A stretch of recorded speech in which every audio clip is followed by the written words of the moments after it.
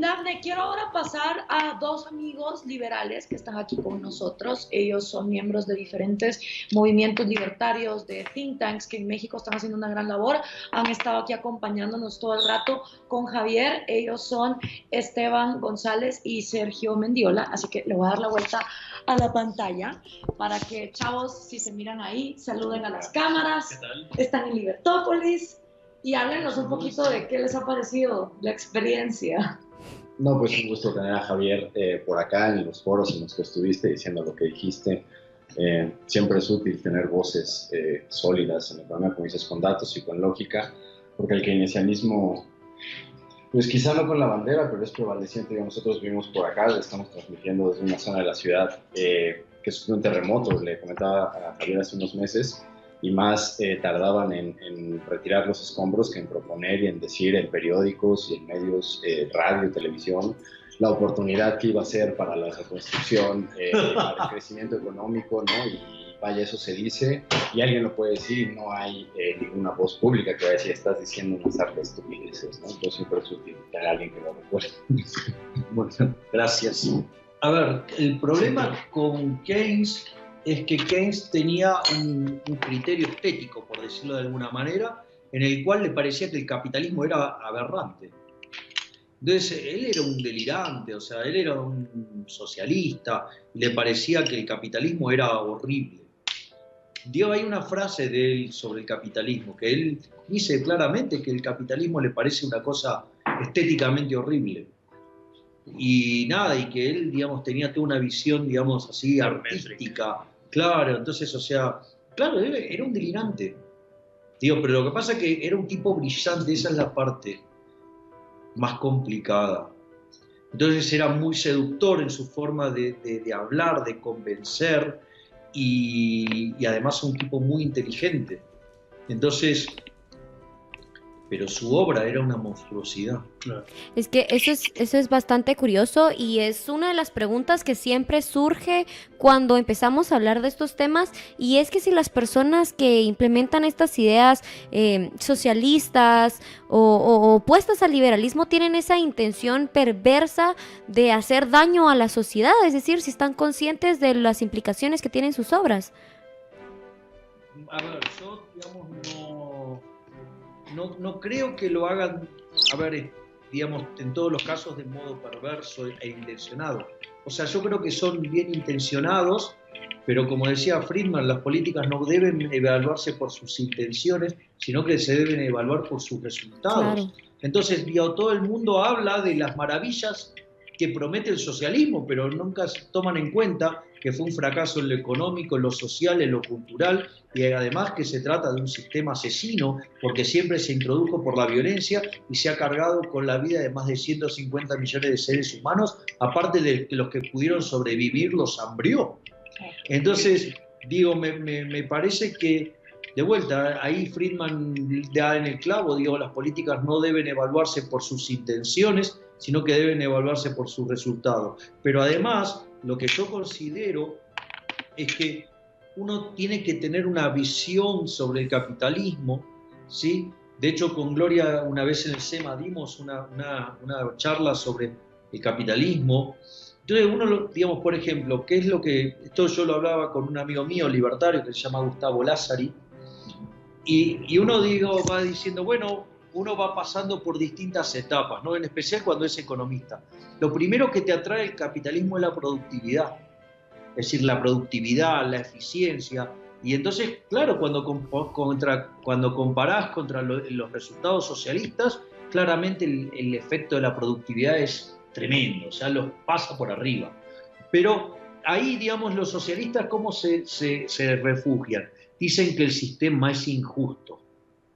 Y en realidad, el único sistema que es justo es el capitalismo, porque el capitalismo premia, ¿sí?, con mayores ingresos, aquellos que sirven al prójimo con bienes de mejor calidad a un mejor precio. Es decir, que aquellos que son exitosos en el capitalismo, ¿sí?, el sistema los premia porque son benefactores sociales. Es decir, que la desigualdad en realidad es un problema de alguien que mira los números y no comprende la lógica de la distribución del ingreso en un sistema capitalista. Es decir, donde entonces el único sistema que es justo es el capitalismo, porque es el único sistema en el cual vos te apropiás de tu resultado.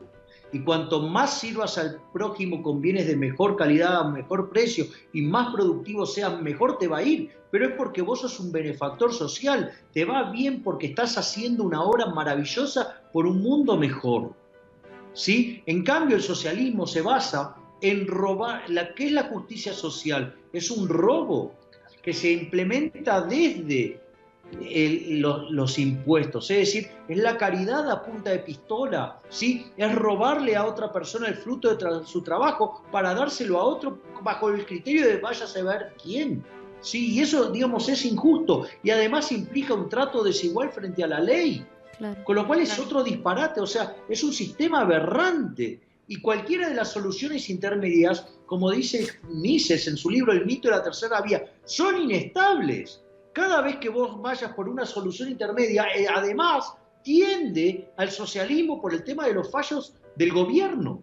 Entonces, o sea, son verdaderamente dos sistemas y el único sistema que es justo, sí, es el capitalismo. Y además no solo que es justo, tiene valores superiores, porque ¿cuál es tu escala de valores en el capitalismo? Romperte el lomo laburando, servir al prójimo con bienes de mejor calidad a mejor precio. Aun cuando detestes a las otras personas, vos tenés que lograr convencerlo que compre tu producto. Entonces, aun cuando vos lo odies, vas a tratar de que esté bien porque tu éxito depende de eso. O sea, vos estás obligado a cooperar.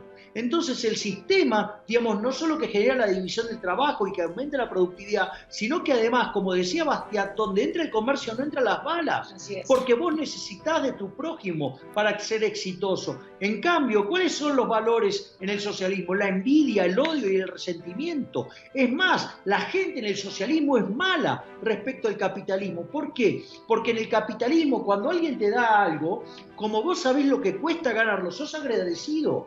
Es decir, si alguien te da algo, fíjate que las personas liberales en general, digamos, algo que estén muy contaminadas, suelen ser muy agradecidas. ¿Por qué? Porque vos sabés lo que cuesta conseguir las cosas. Ahora en un sistema socialista son tremendamente desagradecidos e ingratos. ¿Por qué? Porque yo tengo derechos. Entonces, pero tenés que dar porque tengo derechos. Bueno, pero se está sacando... No me importa, yo tengo derechos. Ahora esos derechos alguien lo tiene que pagar y eso se paga con un régimen violento, que es un robo, que son los impuestos. Entonces, digamos, ¿qué discusiones hay acá? En el fondo es una discusión de valores. Digamos, los valores del capitalismo es el esfuerzo, tratar de servir al prójimo con bienes de mejor calidad, un mejor precio, emprender, buscarle la vuelta. ¿Cuáles son los valores del socialismo? La envidia, el odio y el resentimiento, el robo y el trato desigual frente a la ley. Vamos, muchachos, no hay lugar a la discusión, nuestros valores son mejores. Aquí hay otra pregunta. Maileni Olivares dice, no sé si mi pregunta sea un poco tonta, pero igual quiero preguntar.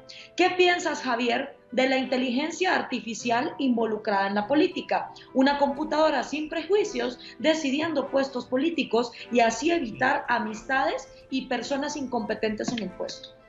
A ver, primero lo que tenemos que entender que el socialismo, el problema es la idea, no la gente.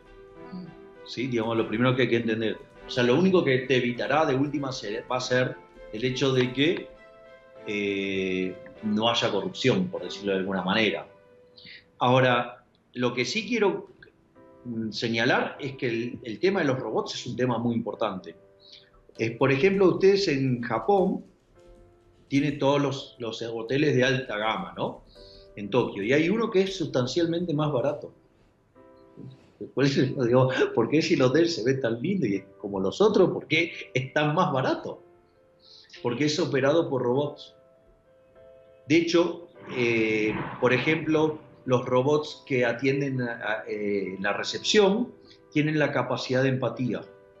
Entonces, si uno viene con muy mal humor por el viaje o lo que fuera, digamos, dan contención a las personas. Hay robots que limpian, hay robots que van haciendo distintas tareas. Entonces el hotel es operado pura y enteramente por robots. Wow. Lo cual es una patada en la zona baja para los socialistas, ¿no? Porque los socialistas hablan que los capitalistas explotan a los trabajadores, lo cual es una estupidez, porque fíjense que la característica del progreso tecnológico, ¿cuál es? Ahorrar trabajo. Es decir, si ustedes estuvieran explotando a la gente y se están beneficiando de la explotación, deberían profundizar esa explotación y no minimizarla. Es decir, va en contra del interés del explotador. O sea, digo, con lo cual, o sea, como encima creen que además los capitalistas son perversos, pero a la vez estúpidos. O sea, por favor, muchachos, pónganse de acuerdo o tengan una teoría del valor razonable. Javier, a mí me gustaría que tú hicieras unas reflexiones finales para toda la audiencia, que es muchísima las personas que nos están escuchando desde Facebook, desde el canal de YouTube y por supuesto que en la radio también. Y que nos invites a reflexionar sobre estas últimas ideas de la libertad, que al final de cuentas es muy importante que recordemos que los únicos responsables de difundir las ideas somos nosotros mismos, e invitar a las personas a que cada vez más sientan afinidad precisamente por estos ideales y principios. A ver, transmitir esta experiencia, ¿no? O sea, los economistas solemos enamorarnos del capitalismo por su productividad, por su eficiencia, por lo que empuja, por la cantidad de gente que sacó de la pobreza. Recordemos que cuando arrancó el capitalismo, sí, la pobreza era del 95% de la población, que vivía con menos de $1 diario. En los 200 y pico de años que lleva el capitalismo, digamos, la productividad per cápita se multiplicó por más de 10 veces en un contexto donde la población se multiplicó por 7, o sea, y eso se convirtió en un milagro que llevó que las personas que viven bajo las condiciones de extrema pobreza hoy es menos del 5%. O sea, digo, la productividad y la cantidad de gente que ha sacado de la pobreza el capitalismo es verdaderamente formidable. No estamos diciendo que hoy estemos en una condición ideal, pero lo que sí, si uno, digamos, no estuviera condicionando o, digamos, maltratando el capitalismo, esto sería todavía mucho más rápido. Ese es el primer punto. El segundo punto es, o sea, hicimos esto en 200 años con el estorbo del Estado. Si corriéramos el Estado del medio, digamos, en 100 años más probablemente haríamos un milagro muchísimo más grande. Ese es el primer punto. El segundo punto es entender que cuando cuestionan el sistema por ser injusto, en realidad es una apreciación personal, pero que implica siempre ignorancia. Básicamente porque adhieren a una teoría del valor incorrecta, que es la teoría del valor trabajo, y porque además desconocen profundamente, ¿sí?, cómo se gesta el proceso de distribución del ingreso, ¿sí?, donde en realidad, digamos, no existe una cosa como una torta, sino que en realidad es un proceso de descubrimiento. Entonces, y lo que uno, digamos, y eso lo discutimos hace un rato, además el capitalismo es el único sistema que es justo y que los valores del capitalismo son superiores a los valores del socialismo, y además los valores del socialismo son propios de malas personas, ¿sí?, porque son la envidia, el odio y el resentimiento, camuflados, ¿sí?, con esa idea buenista, porque en realidad son personas verdaderamente deplorables, que como no pueden soportar el brillo de las otras personas, quieren que todos sean opacos. Es decir, son personas que están dispuestas a resignar su libertad con tal que otras personas no brillen. En el fondo son personas mediocres, o como yo les suelo decir, son el club de los penes cortos, ¿sí? Porque en realidad, ¿quién va a reclamar por el pene promedio? El que la tiene chiquita. Es decir, digamos, o sea, es un grupo de personas, digamos, que están debajo del promedio, son subnormales, por decirlo de alguna manera. Es decir, son personas envidiosas y resentidas. Pero como si todo esto fuera poco, ¿sí?, quisiera decir que además el capitalismo no solo es más productivo, no solo es, digamos, el único sistema que es justo, sino que además es estéticamente superior. A ver, el Guggenheim se hizo de nuestro lado. Las Torres Gemelas, a pesar que un loco las tiró, se hicieron de nuestro lado, ¿sí?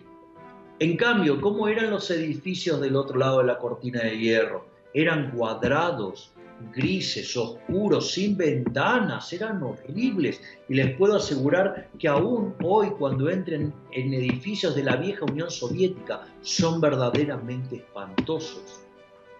Entonces, digamos, ¿de qué estamos hablando? Somos mejores en lo productivo, somos mejores en lo ético y moral, y además somos estéticamente superiores. Aparte tenemos a Gloria, no nos puede ganar.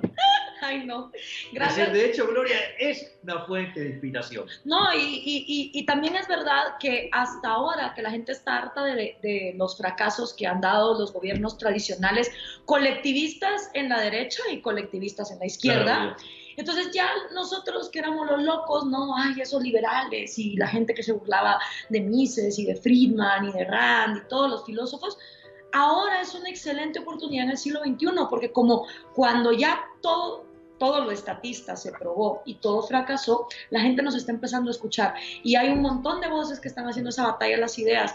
Yo quiero aprovechar antes de regresar contigo, Dafne, agradecerte primero, Javier, por haber estado con nosotros en este programa. Sabemos que has tenido una agenda súper apretada, que has tenido, bueno, despertando muchas mentes aquí en México.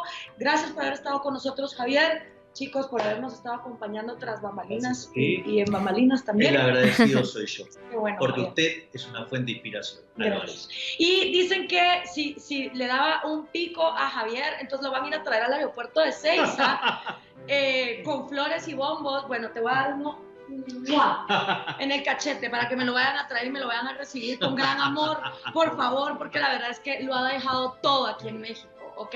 Así que vayan a traerlo como el héroe que es. Gracias, Dafne, por haber estado con nosotros y a toda la gente allá en la cabina de Libertópolis. Les mando un abrazote, los extraño un montón. Vénganme a visitar, por favor. Un beso.